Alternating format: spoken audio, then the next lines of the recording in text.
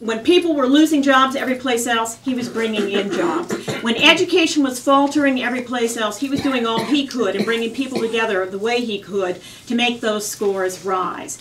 When people needed housing that was affordable, he built good-looking, green, affordable housing. Places that our kids could afford, places that keep people in a town instead of leaving. He has a track record, he has a game plan, and he has a passion for government. I'm a freshman legislator, but it didn't take me long to look around and to see the vacuum that we have in the most powerful office in the state.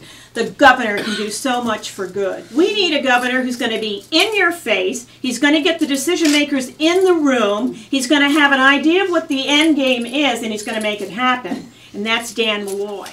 But then you take a city that was in as much trouble as Stanford was, and then be able to make it a premier city in our state. Those things do not happen by accident. They just don't happen. It takes a leadership, it takes a vision. And I'll tell you, something that the state of Connecticut needs is they need that leadership and they need that vision. And you know what? You need somebody up there who's not in that culture. The culture has to be broken. And there's only one way to do it. You need somebody that can go out there, get the job done. We need people that can get out there and build. Get out there and solve the problems. And Dan is the man to solve the problem. And Dan, I want you to know, I am on board, like Lonnie, to support you. I told you that a year ago, 2 years ago, I guess. But anyway, I want you to know that you got my full support. Great, thanks. This crisis that may overcome Connecticut, when we look out in the next budget, not the budget we're in, because Connecticut does biennium budgets, we now know that the budget that the next governor will have to present is about $4 to $6 billion out of balance.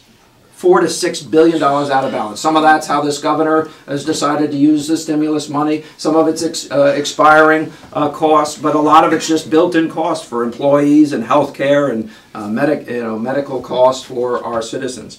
I'm running towards that fire. I'm ready to accept that challenge, and it'll be a very different approach with respect to that challenge. We're going to communicate with people. We're going to have them understand what the challenges are. We're going to involve people in making decisions. But what I will not do, and this will make you happy because I know what you do for a living, we will not balance this budget on the backs of the people who are most dependent on government. We will not close group homes. We will not eliminate alcohol and drug treatment facilities for people. In fact, we'll invest in those facilities. We will not turn our back on the 500,000 out of the 3.3 million people who are most dependent on government for their welfare. We will honor our commitment on the safety net, and then everything else will be on the table. And we'll have those kinds of discussions as a people in the state of Connecticut to set our priorities.